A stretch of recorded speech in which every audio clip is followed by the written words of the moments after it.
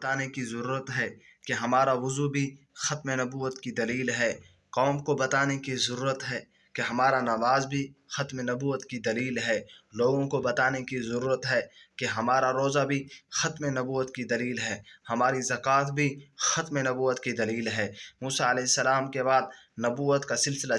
چلنا تھا، اللہ پاک نے تورات کو محفوظ نہیں کیا۔ حضرت عیسیٰ کے بعد نبوت کا سلسلہ چلنا تھا، اللہ پاک نے انجیل کو محفوظ نہیں کیا۔ اور حضرت داؤد کے بعد ختم نبوت کا سلسلہ چلنا تھا، اللہ پاک نے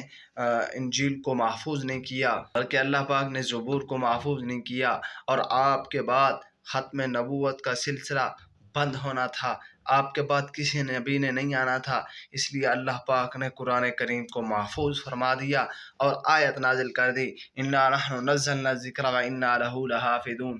کافر بھی مانتے ہیں قرآن کریم لا ریب کتاب ہے، اس کے الفاظ تو کیا، اس کے معنی اور ایک حرف ایک لفظ کو بھی قیامت تک کوئی بندہ کوئی طاقت تبدیل نہیں کر سکتا، اللہ پاک نے اس کو محفوظ کر دیا ہے، خود اس کی حفاظت کی ذمہ داری بھی اللہ پاک نے لے لی ہے۔